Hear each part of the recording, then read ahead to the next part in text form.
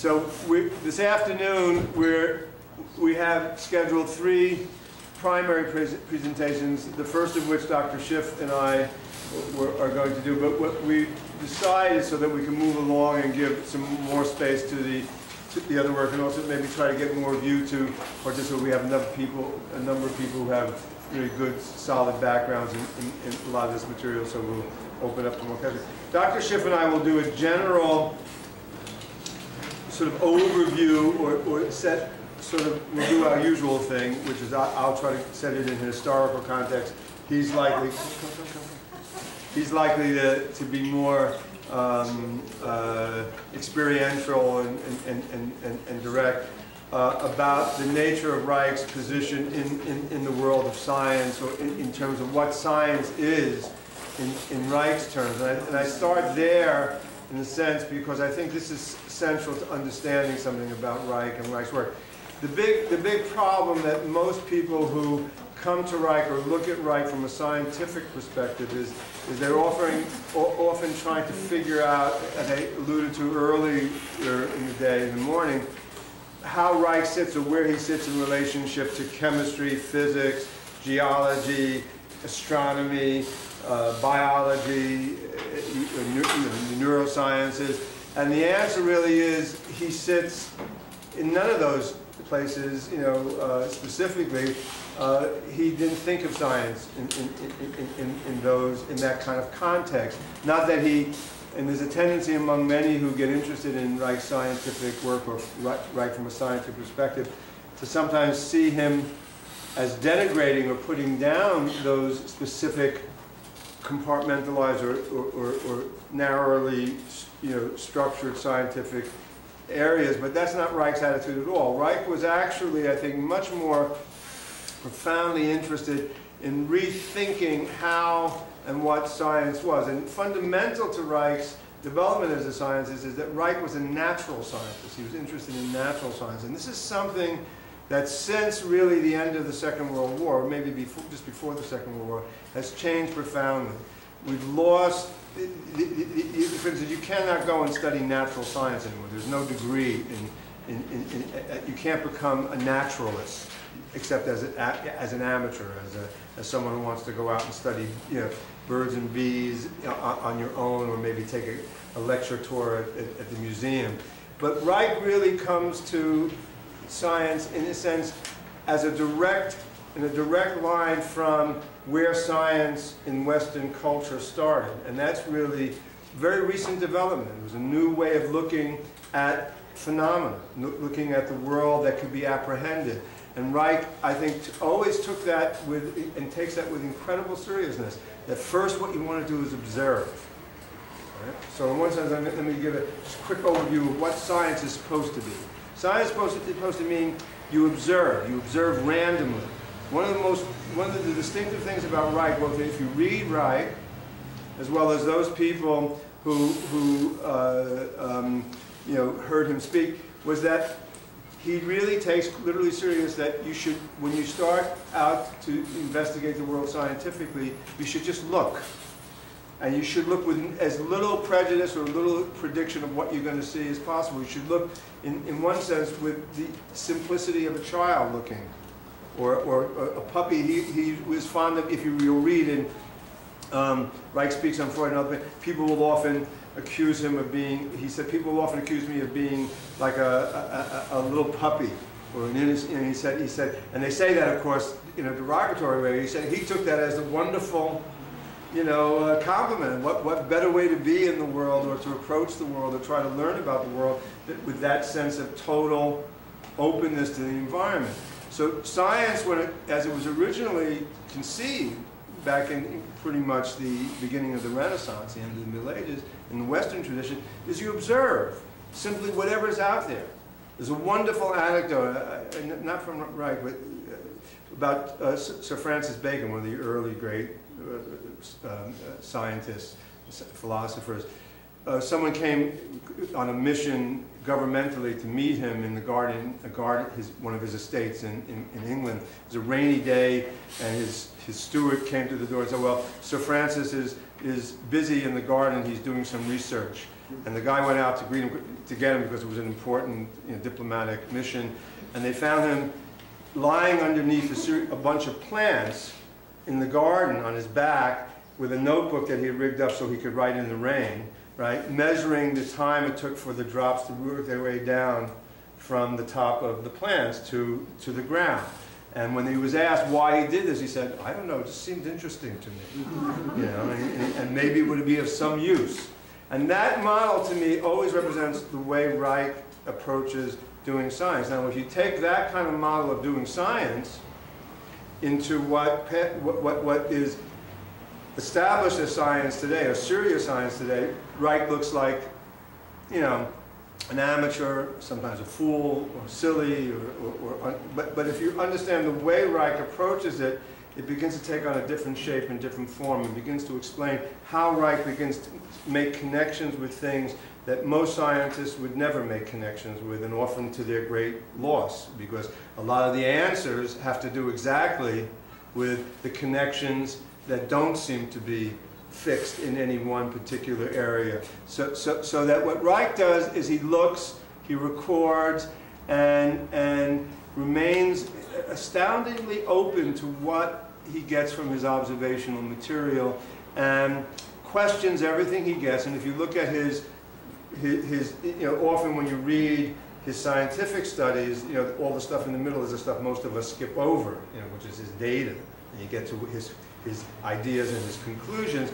But what he does is collect amazing amounts of data, and he's constantly taking this approach of, that doesn't seem to work the way it's supposed to, or that doesn't add up to what it's supposed to add up to. I wonder why. And then he goes on from there, and he winds up coming to some very, very exciting and interesting insights and ideas about nature, which for Reich was much, much more important than coming up to an interesting idea about how the nervous system worked. And that's fine.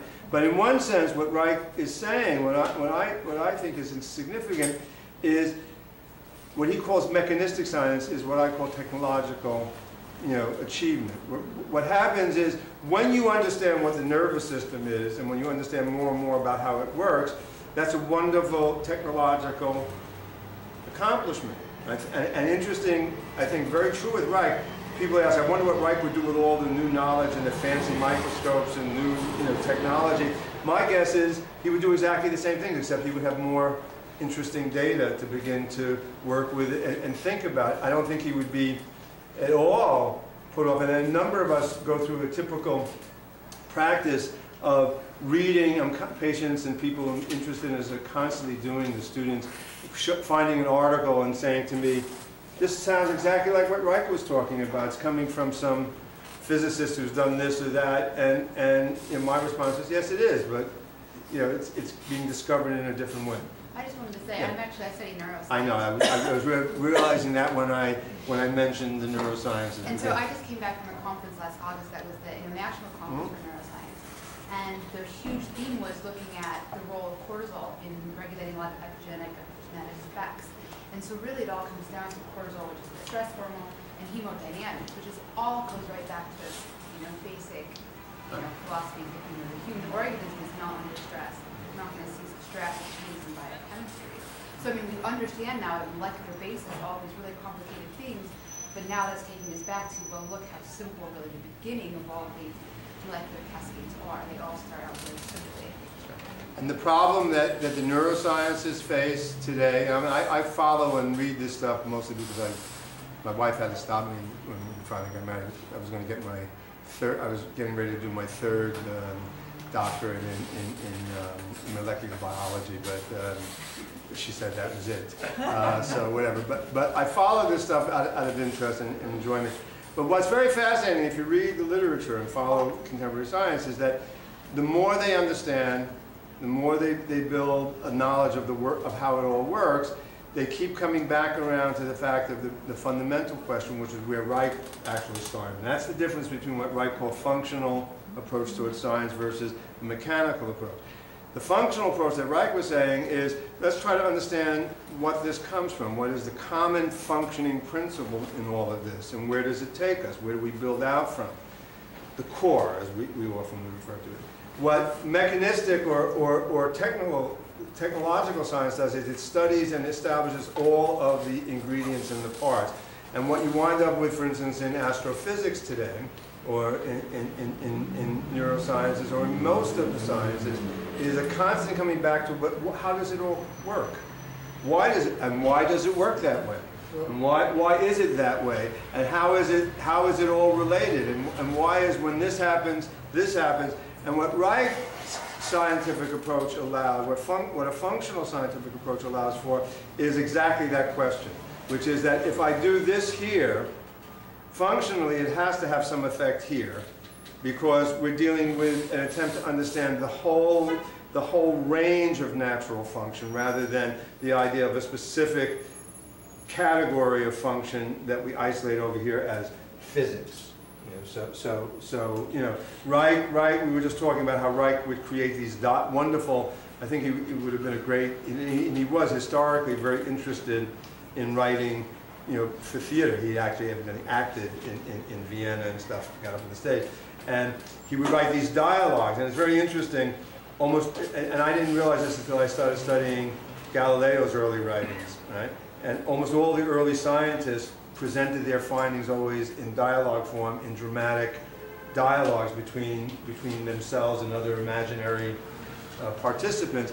But basically Reich was constantly in dialogue with other scientists, or technological scientists, mechanistic scientists, who were in genuine dialogue that he would create to explore the difference between the functional approach. I hesitate to say holistic because it has, ramifications, but this functional approach of understanding the interconnectedness of all things, and seeing science as a way of gaining access to that, a greater and greater increasing understanding, rather than a way of separating it out. Which comes back to the issue of armor. Reich, in his, and I think Dr. Schiff will talk about that, in his catalog of his discoveries, is the discovery of the armor and the impact on social and intellectual life of armoring. And one of the things that armoring does, in reference to the way Dr. Schiff was talking about it, is it creates a situation in which people do science and cannot tolerate that kind of functional approach. So what they've done is created an armored science, which is, I'll study how the nervous system works. Well, what does that have to do? Well, you can't study the nervous system and also study how human sexuality works, because they're separate areas of investigation. Obviously some people cross over or get curious, but they're often given, I've had students, people who have been in these programs, literally say to me, well, I can't do that kind of research now, or can't look at this now because it will affect me negatively in terms of my career. That's not a career track decision. So these are, and we've had these kinds of responses often with students who were interested in Reich's work and running a lot of experiments or taking them further, who said that they can't really do it because professionally it would get them into hot water if it was known that they were, getting involved in this kind of stuff. So that kind of professionalism is not the kind of science, when we talk about Reich's development as a scientist, that's not the kind of science that Reich was involved in. Nor was he involved with and this is often a big issue, he was not involved in any way, shape, or form, into anything I've ever read, and some people will argue with me, in a mystical view of scientific, or a spiritual view of scientific significance. He was interested in spiritual reality, he was interested in spiritual experience and mysticism, but always in the same context as he studied all other phenomena, as a fit subject for scientific investigation. Right? So what you look at, when you look at the catalog of Reich's scientific investigations, he lists things like the discovery of the segmental armoring, but he also lists things like the study of mysticism, turn over to Dr. Schiff. But also I would encourage, as we present, again, as Teresa just did, if you have comments or want to add things to this, rather than wait to talk, maybe you can respond from the floor. But,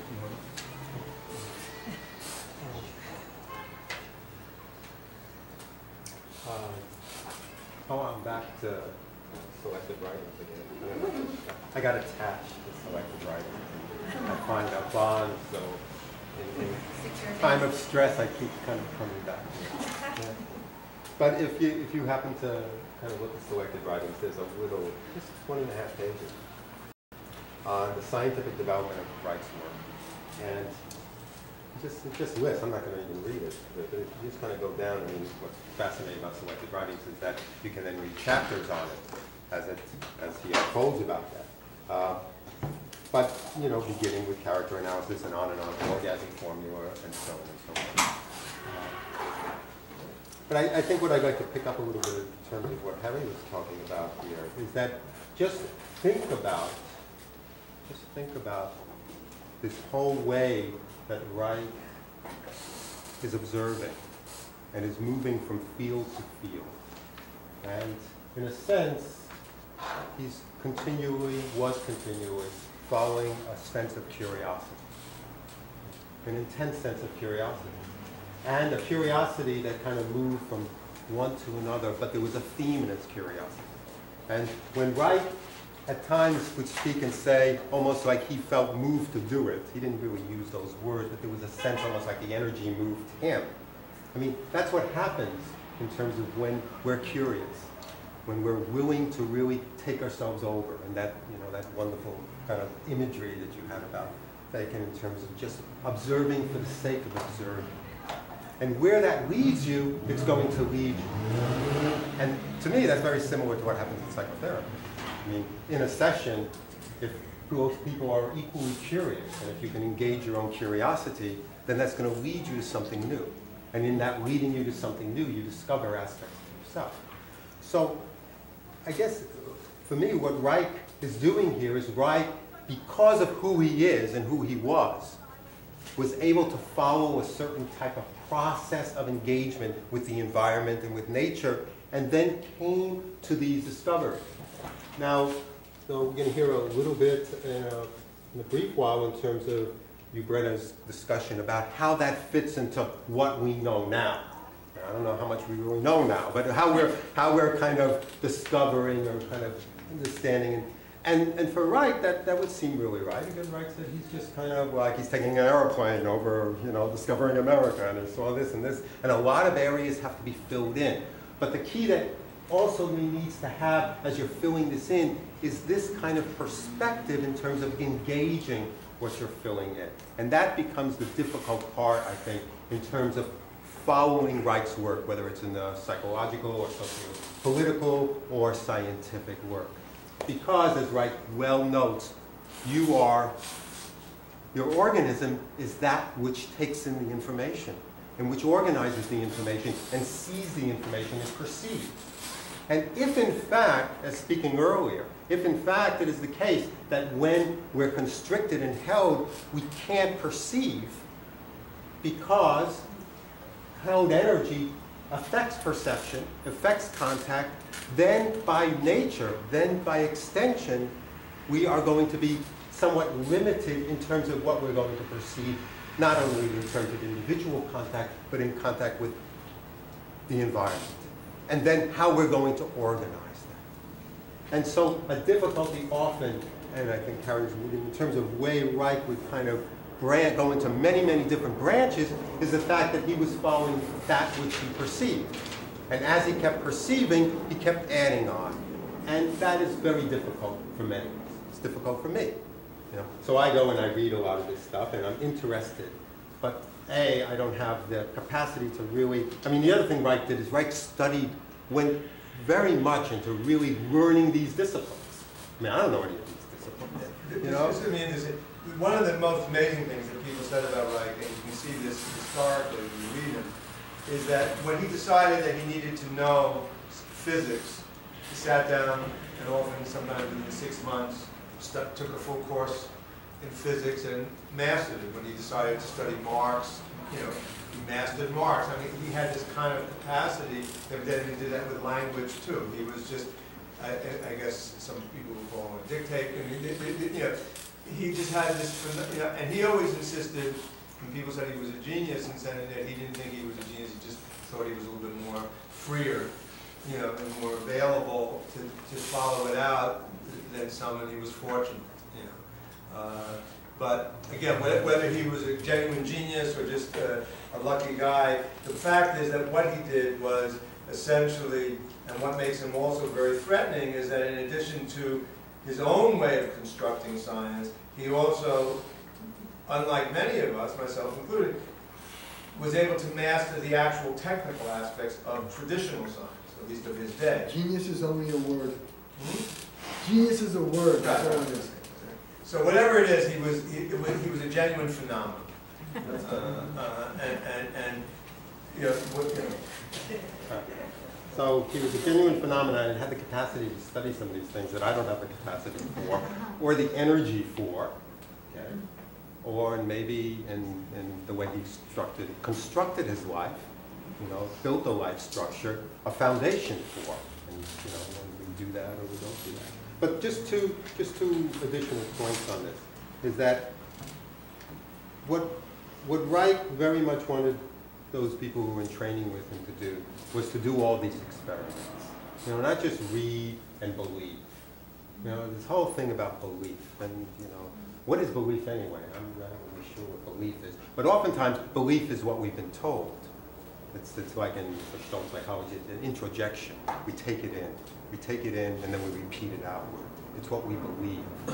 Sometimes belief is based on actual contact and experience. What Harry was saying is that what his scientific method was all about was to continually engage and make contact with it. If you don't make contact with it, you don't really know it. So as he would work with orgone energy, and talk about orgone energy, speak about bions, the pulsation that he saw, the doorbuster, all these kind of things, you know, we can read it, we can step back, we can say it's interesting, we can even say it makes sense, and so on and so forth. But until we actually engage in it, until we actually touch it and feel it, we don't really have the contact with it. But of course, then we run the thing, when we touch it, do we perceive it? You know, do we really make connection with it?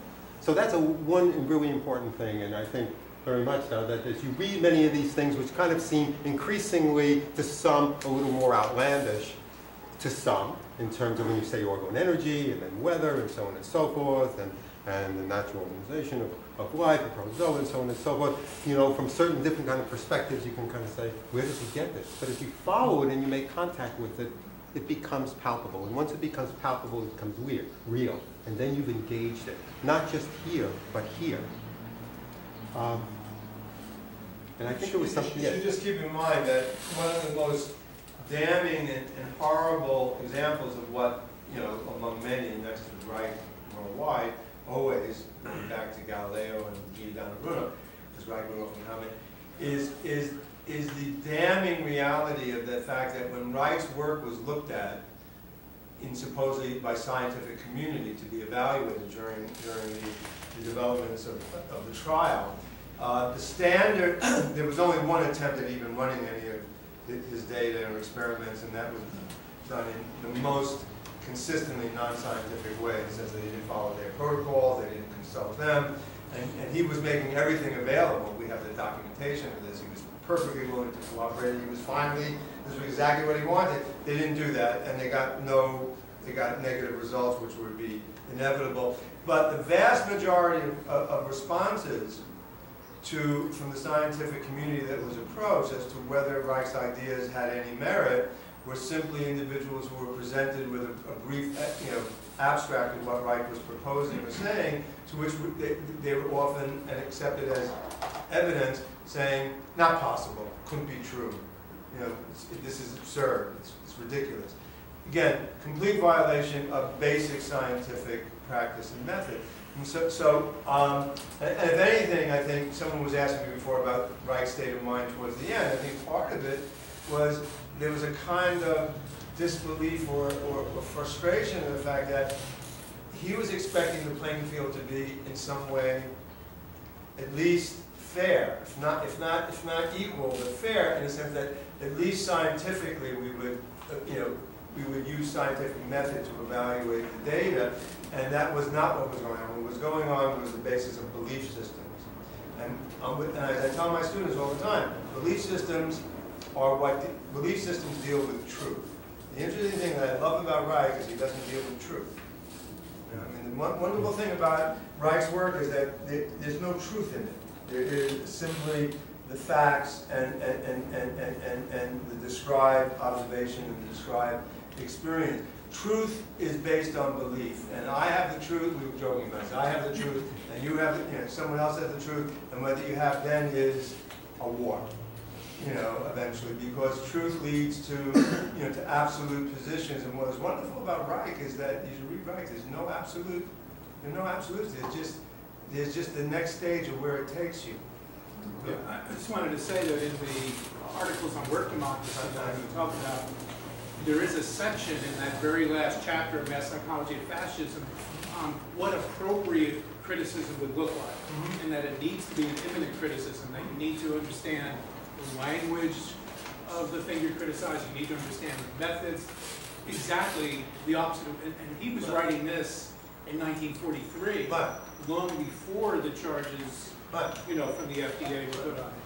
Well, he told people that worked with him as early as the 1930s, the late 30s in Scandinavia, and then in early arrival here. He told many that they had every right to get out because this is often used to say that he was looking for himself as a great martyr or something, but he said that he had no choice, he was going ahead, but he knew that this was a course that was leading him eventually to some sort of disaster, because he was proposing, he wasn't a fool, he knew he was proposing not so much a new way of looking at nature as much as a new way of approaching engagement with knowledge and growth of knowledge that was going to lead him on a direct collision course, with the overall power structures and structures of intellectual and emotional incapacity. So he was right. I just want to validate you're talking about what it's like a paradox, though, of empiricism in a way, because, and I don't, maybe truth isn't the word, but we could see the same thing in the sense of the facts, but even in describing, you're constructing based on how, so the contraction of not being able to see the world leads to mechanistic science. And so you could have, this is what's happened, the little I know, like with bions, people just, because of the frame they're coming at this, they don't see what Reich sees. So it may not be true, but there's something, that there's limits to empiricism in the sense well, that's exactly what Dr. Schiff was doing. The limits are in your organisms. Right. Reich's ideal, if you listen to the wonderful seminars when he talked, there's this wonderful, one of the first ways I understood how Reich worked. I forget what it is exactly. They're talking about something in one of the seminars, and one of the other doctors knows something about it and done some research on it, and she starts going off. Reich had said something, and then this guy says, well, I studied this, and he begins to talk, and you hear Reich going, oh, that's wonderful. I didn't know that. Oh, I never even thought of that. It was like, there was none of like, oh, well, no, you're wrong, or I don't really agree with that. It was like, And Dr. Sobey also talked about when Reich had given him an assignment to do some research on tuberculosis, and so we got to a point where he couldn't figure out what was going on, and he came to Reich, and Reich said, Dr. Sobey, I don't know anything about that. Why would I ask you to study it if I knew it? He said, you're the one who's going to have to learn and see. So that's, I think, what we're talking about. It's not that we don't, it's understanding what the limitation, and a genuine dialogue is organizing saying, well, maybe, if I say, well, I see this, and you say, no, I see this, we sit and in true science or true dialogue is that we try to work to see what it is we're both struggling with. And that's what I think Dr. Schiff was talking about in terms of therapy, any kind of therapy. It doesn't have to even be organ therapy. Don't forget, Reich was always prone to say, you can get the orgasm reflex, you can do all of this in many ways. It doesn't have to be an organ therapy. You could do a good psychoanalyst can do the same thing as an organ therapist or anyway, if they work consistently to get at that contact, at that pulsation. But they don't. You don't know that they don't. I don't know.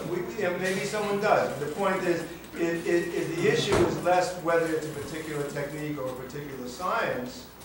and whether it's a willingness to have an open kind of functional dialogue around exactly what you're saying, around empiricism, around an empirical engagement. And that is what is the hard thing to get anyone to this day Not happening. in the sciences to do. They don't even do it with themselves. I go to these conferences too, for reasons talking about.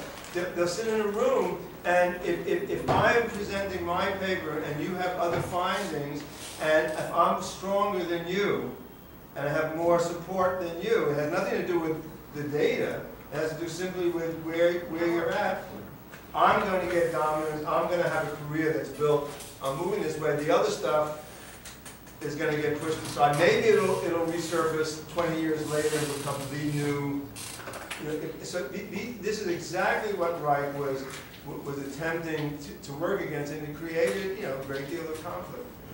On the subject of truth, I know Dr. Hamlin once said he had a patient who came in and said, I'm not sure that I believe in all this energy. And Dr. Hamlin said, don't worry, it's not asking you to. That's right. That's right. That's right. And that's exactly right. Dr. Reich always said, you don't have to believe. It has nothing to do with belief. If I'm successful, you'll figure, as that was Dr. Schiff said, you'll come to an understanding of it in some way that works for you. And it won't really, it's not belief and systems of belief require believers. Engagement with life doesn't just require, it just requires engagement. I was going to say that the beliefs exclude information only the moment can reveal. That's right. But at the same time, if you believe that there was a science, there was no energy, it was scientific, it could be measured, if there was a reality, it's not that, it's just an open thing. Could you speak louder? But that's not a belief. That was it. I mean, I think that's the problem is the word belief. There's no question about the fact that what Reich was, and we're not saying that you need to be in a certain place to accept Reich's. The facts are there. The problem that Kevin and others we've had meetings about this, talking about it, is how to get the scientific community to a place where they'll look at the data. The data is there. It's not about, and Reich would have been and was the first one to say, if in fact, I mean, if you read the dialogue with Einstein, part of it is saying, if I'm wrong, tell me where I made my mistake, and that's fine. And everything I've encountered in my reading of Reich and listening to these tapes, every time someone pointed out an error or he found himself in error or missing something, he said, just get rid of it and we'll move on to the next step. If anything, things are worse. There's huge economic interest, and they have blinders on for very good reasons. Mm-hmm. That's right. And particularly, it's very interesting that Reich talked about in one of the journals about, he predicted that the next big, when the accumulators were being attacked, he talked about, I think I don't remember what the exact reference was, about that the drug companies, which were not that big yet, were going to become the next major force to dominate. It's got all the tape about that. And people would look and say, yeah, right. That's proof that he's really paranoid and crazy. And that's constantly what we're dealing with. Oh. Well, I didn't really have all that much to say. And I'm aware of our time, and I'd really like to catch read the list quickly. You want me to read it? This is the list of what Reich considered his discovery. And see, here is a person who espouses individuality. He says, read the list, and what do? I pick up the list and I read it. So there's what you say and how you act. So I will read the list. Thank you. Wilhelm Reich's basic scientific discoveries include the following, and I'll read it quickly. Orgasm theory and technique of character analysis. This is going by dates. I won't read the dates, but this is in chronological order. Respiratory block and muscular armor, we talked about earlier. Sex economics, self-regulation of primary natural drives and the distinction between secondary perverted drives. We didn't talk about that. That would be really important to really have that differentiation. The role of irrationalism in human sex economy in the origin of dictatorship and of all political denominations. Maybe we'll speak about that. Thank you. The orgasm reflex, mentioned it. The bioelectric nature of sexuality and anxiety, I think that was kind of skimmed over very quickly, very interesting. Orgone energy vesicles, the bions, the origin of the cancer cell from bionously disintegrated animal tissue, and the organization of protozoa from bionously disintegrated moss and grass. One of the things I want to say about this is if you actually follow this, which is good about selected writings, which now I've fallen in love with, and now obviously, but if you follow this kind of stuff, it just follows. I mean, that's the fascinating aspect of Reich's work, where his curiosity moved him. It just follows. It is one piece. It's just really one. Read the selected writings. It's a wonderful. It's a wonderful book. T. bacilli and the sarcoma, discovery of the bioenergy of the orgone energy. Interestingly enough, all of this was done prior to his discovery. And we have to really emphasize discovery. Reich was all about discovery. Just as a child playing, and they discover. Reich was all about discovery.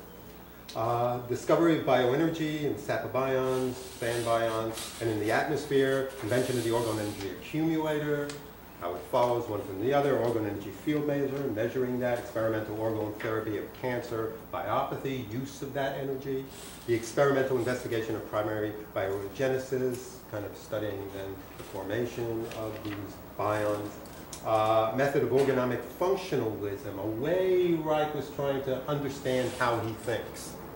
You know, how do we apply this method of thought, which I'm finding that I'm doing? So it's interesting. You actually take yourself as an object.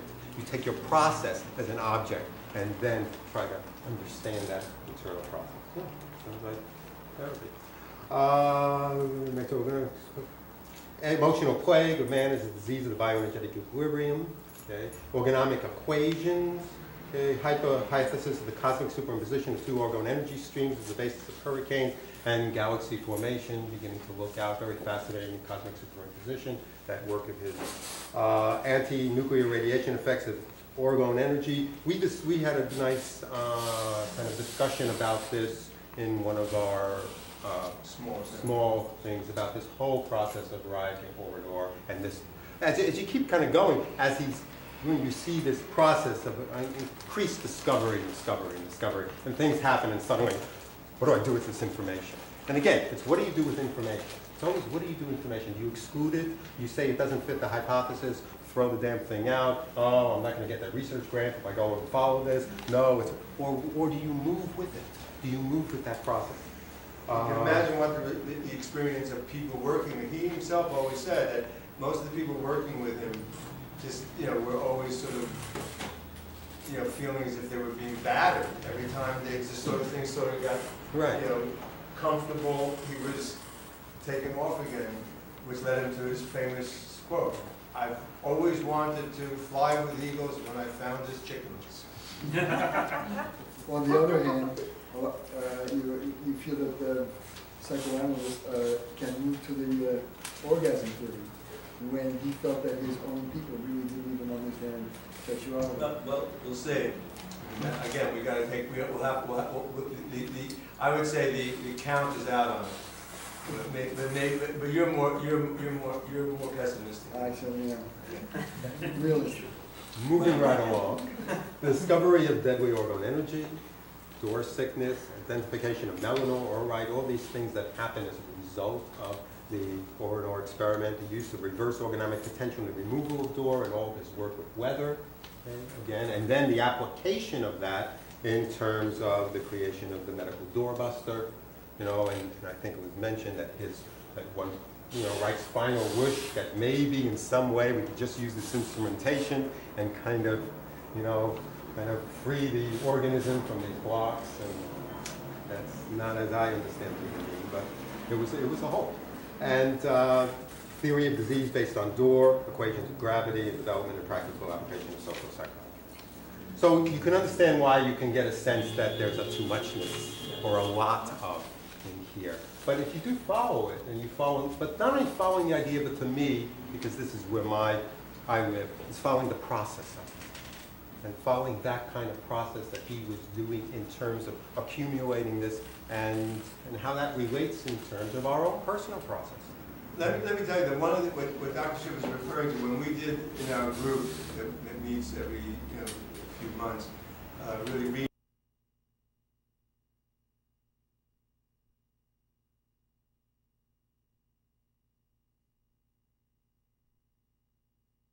group to do it. You can form your own group. What's very useful in reading selected writings is you get an understanding of what we're trying to talk about with Reich and this whole approach. Is that if you look at, like anything else, what tends to happen with Reich is, let's look at bions. Let's look at, door. Let's look, and that what happens is that any one of those places you can get stuck and have a great deal of difficulty, when in fact what you have to do is look at the whole process, because it's not one of those things as a separate area of study. It's this, what you get when you read through selected writings is that one thing by the time Reich is finishing his discussion of one, I'll say the orgasm function, expansion and contraction, pulsation, he's already thinking about an idea that it's triggered in another place, and it's the next. It's like someone writing music who is composing here, but is already beginning to think about where that takes him and how that's going to play out. So it becomes a whole. It would be like China. Well, I guess people do that now among musicians. It's like composing by saying, like, I'm going to compose this piece here without thinking about where, what, or how that relates to anything else in the rest of the piece. And you lose and you get this kind of dead music rather than music that has an organic feeling to it.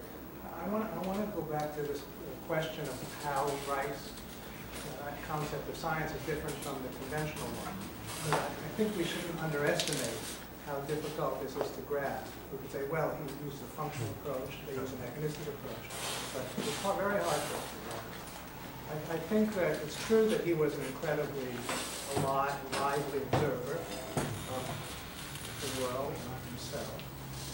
I think he shared something in common with Freud, who said over and over in his scientific writings that scientific concepts were not fixed and were to be, like you created them because they seemed to correspond to the phenomena that you were working with, and then you discarded them as soon as you needed to, and then you made a new concept. That's the way it should work. Which is the way it should work. Okay, so there he and Freud agree.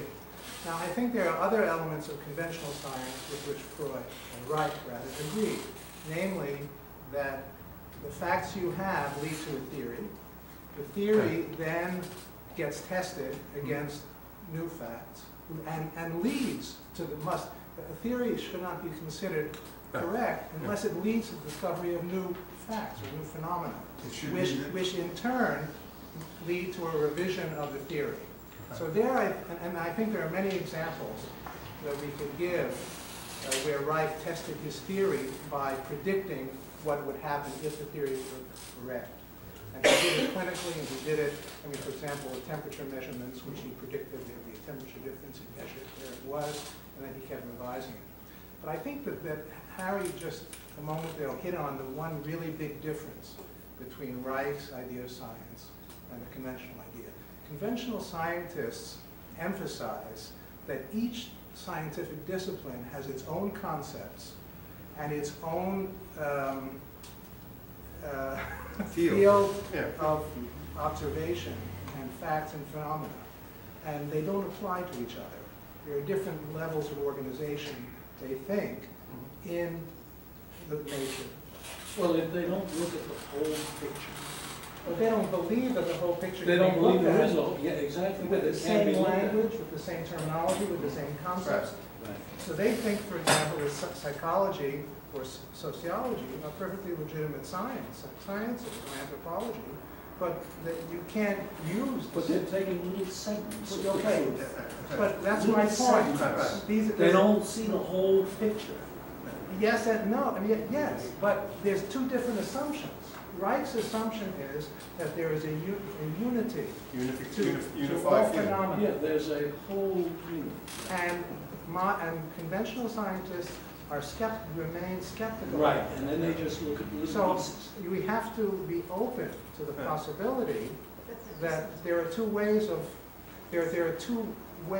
approaching the world. Well, I don't think that we have to be open. I think we have to be aware that there are these two ways, and I think it's foolish to assume. And I think often people who are very,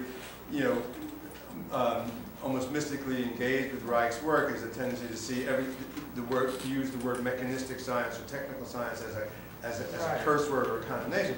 I don't think Reich ever saw that. I think the issue was that Reich's attitude towards all this individually gaining knowledge, was useful in terms of what he could then do with it, in terms of this model, which is that the quest for knowledge is continuously looping, going through observation, study, experimentation, theory, loops, and it's infinite, it keeps going. But it's not an accident that Reich thought that the mechanistic scientists were mystics, because hidden behind the blind spots and the divisions, the artificial divisions, was God and the devil.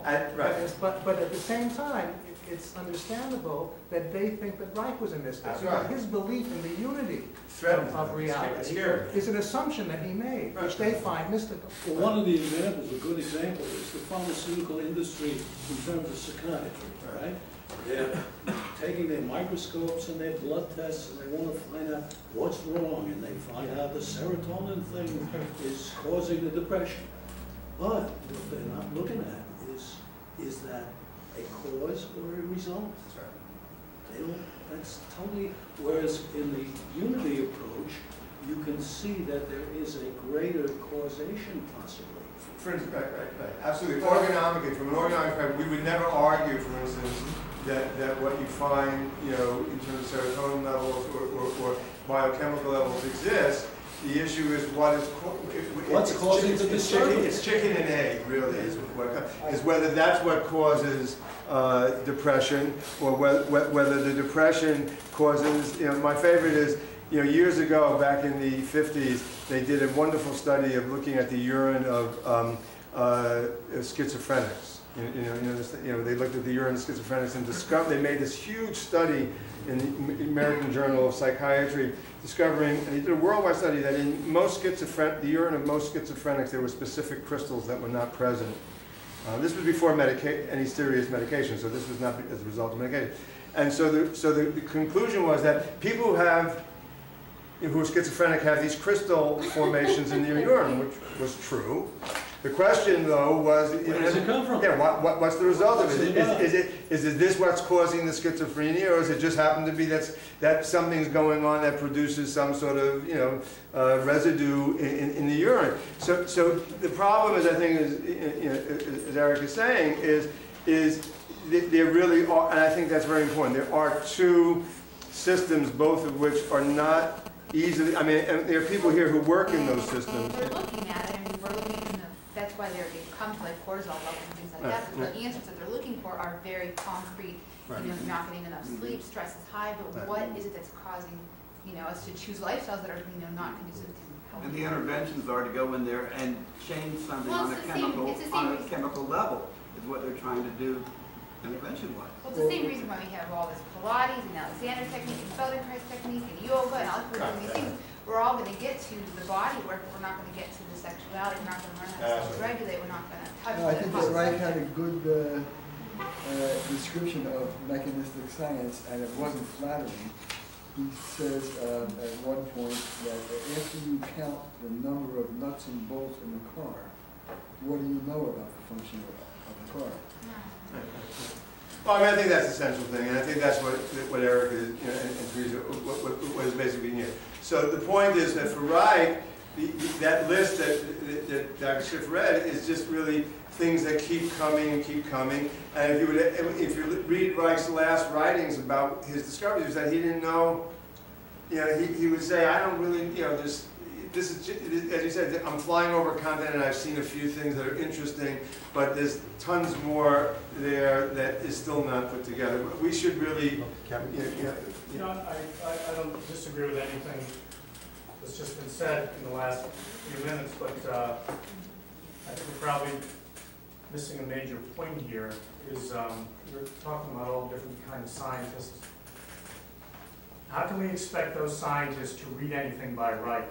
Right. If the people interested in Reich aren't reading his scientific work? Right. How many people here have read the Bion experiments? How many people have read it more than once? Okay. I said an interesting happened a few months ago. The Trust is working as much as we can with the folks at the Jewish Museum in Vienna, because they're doing a big exhibit. and the woman was over working with us a few months ago.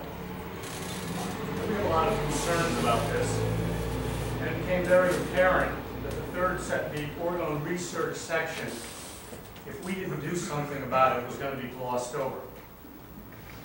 And I remember at a meeting we had a couple of months ago when she came over here, putting her foot down and said, if in this exhibit the major transition points in Reich's work aren't fully explained, then everything about orgone research looks like a crock of shit. They didn't understand the bioelectrical experiments. No one over there understood the Bion experiments. So I said, okay, I'm going to go home for the next few weeks, and I'm going to spoon feed you quotations from Reich from all these texts. I approach it like I would do a documentary film. In just quotations from Reich, because I'm tired of seeing people write it on their own and get it wrong. I had to read the Bion experiments 5 times to do this. And I'm pretty familiar with the text, and Jim Strick, who's very familiar, was helping out. And I had to go through the Bion experiment, I hadn't read it in years, and extract very succinct quotes from Reich and put it in it. Then I had to go back and read it again to see if I missed something, because I did. And I had to do that 5 times. Now I'm doing it with cancer biopathy.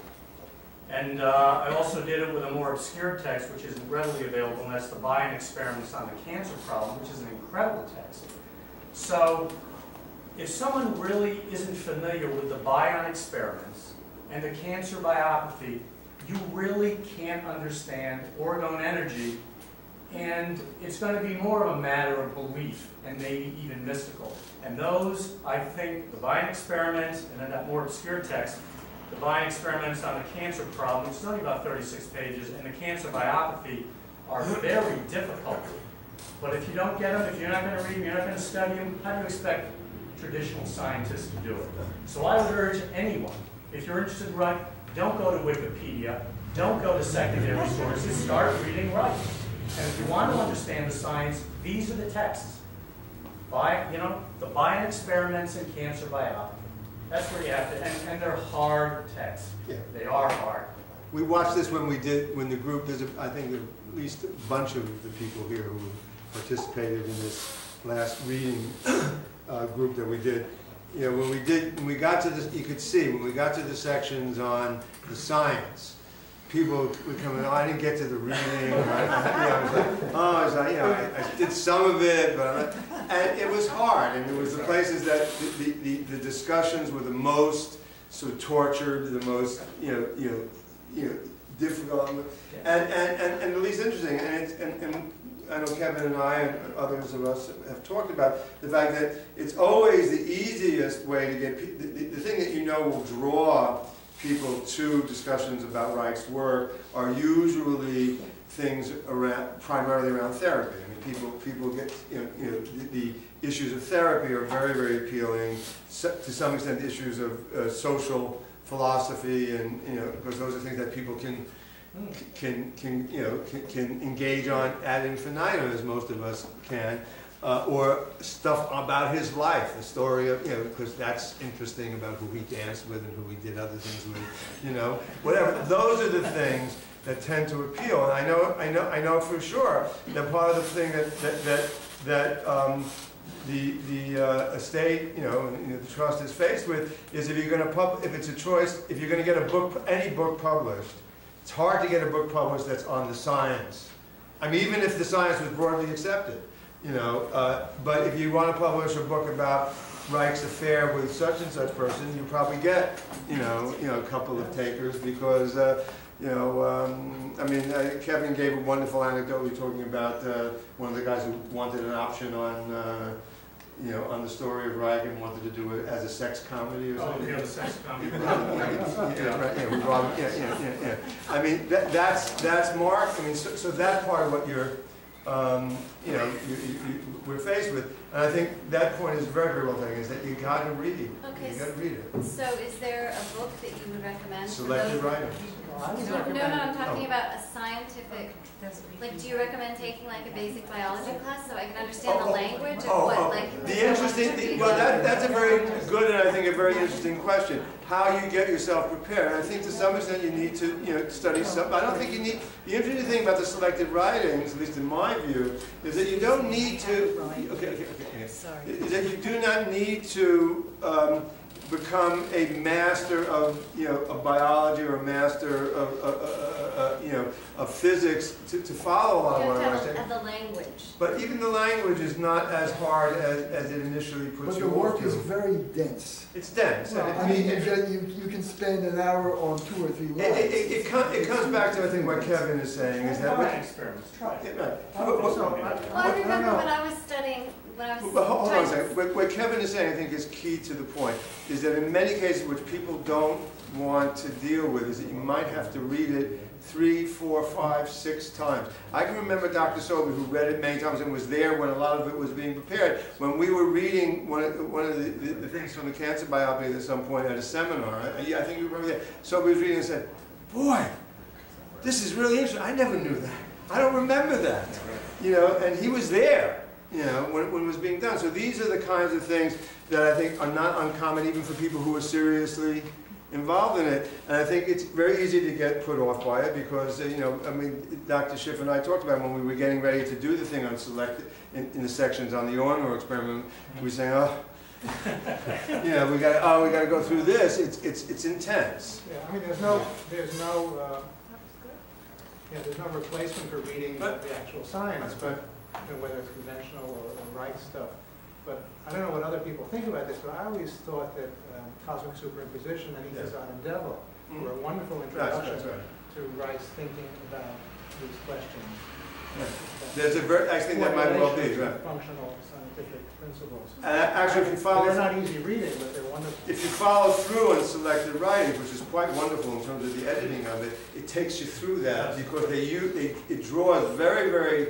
I had come to it because I had read everything totally in sequence, and I tended always to look at selected writings as well. That's okay for people who don't, But what we discovered, I think Dr. Schiff and I discovered for ourselves, was that when you read that text, it's a different experience because it really organizes and it takes you through it in a way that even if you're not familiar with it, or even if you are familiar with it, it really puts it together. One other thing that helps with the language, I think it's selected writings that has a pretty extensive glossary of terms that That's right. Yeah. And just, I used that to read The Function of the Orgasm the first time I read it, and I used that for mass psychology and fascism, and I still come back to it just to kind of figure out what some of the words he's using mean. So he suffers from the fact that he's a science tutor and a science student, and he has to overcome everything that he knows about science. No, that's really why it was. It's not that hard, though. No, that was the purpose of it. I mean, that book, and again, it was Roger Strauss's idea because he didn't understand, And so I've always really seen that as a primer. And I'm glad to hear you say that because someone reading that and then going back and reading a complete volume, and then sometimes you're going back and forth, but it has that great glossary in it. So it really is a good beginning text, but I think people are looking for a quick fix. Like, okay, I'm just going to read selected writings and I get it. No, you're not going to just read selected writings and get it. You're going to read selected writings, then you're going to read Function of the Orgasm, and then you're going to go down, you're going to start reading a substantial amount. And unfortunately, the book sales are down because, and I said this at our conference last year, I'll probably say it again, the book sales are down a lot because a certain generation of us, when we first got interested in Reich, we had no choice but to pick up a book and read Reich.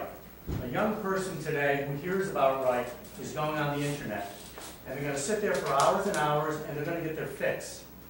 And they're not going to know whether it's good or bad, but they're going to get their fix. And we see that constantly, again and again and again. where a lot of this information and disinformation on the internet is pretty much where people are getting their information. Why don't you put the selected writings in PDF on the internet so people can... Why don't you just go out and buy it? That's what they What, did. someone can't go out and buy a Well, book? people don't buy books as much as they used to.